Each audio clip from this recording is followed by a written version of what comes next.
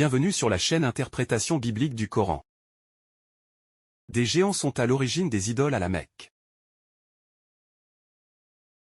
Selon le récit de la biographie prophétique connue sous le nom de la Sira d'Ibn Hisham, un Mécois nommé Waham ibn Louayt avait effectué un voyage au pays des Moabites. Il avait ramené de ce pays la statuette du dieu Hubal pour l'adorer à la Mecque. Selon ce récit, le pays de Moab était habité à l'époque par les géants. L'ancêtre de ces géants se nommait Imla.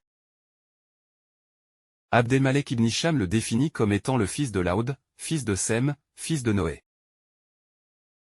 Nous focaliserons dans cette édition sur les géants que nous retrouvons dans la Torah de Moïse. Je ne cesserai de répéter que c'est à travers la Torah et la Bible hébraïque que nous pouvons mieux comprendre le Coran ainsi que de nombreux récits de la tradition musulmane. C'est la raison pour laquelle je prône l'interprétation biblique du Coran comme le meilleur moyen pour mieux comprendre le Coran. Après cette petite digression qui s'avère nécessaire, revenons maintenant à notre sujet.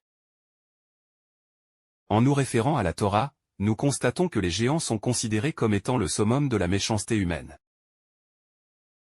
La Torah les nomme, les Néphilim, c'est dire les géants. La Torah considère que ces géants sont issus de mariage entre les filles des hommes et les anges. Notons que, dans la Torah, ces anges sont nommés « les fils de Dieu ».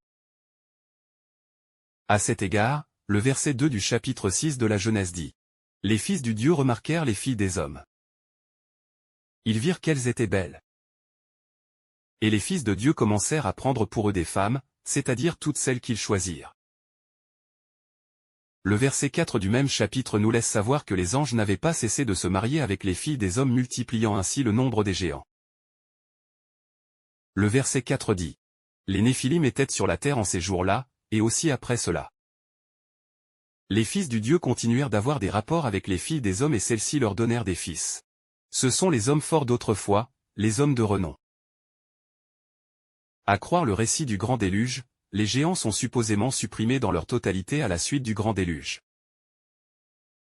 Cependant, force est de constater que les géants avaient continué d'exister dans les récits de la Torah ainsi que dans d'autres récits de la Bible hébraïque. Nous les trouvons ainsi dans les récits de Moïse. Nous les trouvons également dans les récits du prophète Samuel. En attendant de faire de tour de ces récits bibliques dans une prochaine édition, notons pour le moment que le Coran fait allusion à ces géants de la Torah. Ces géants bibliques sont évoqués allusivement dans le verset 22 de la sourate Le Festin. Sur ce, je vous laisse le soin d'envisager l'interprétation biblique du Coran.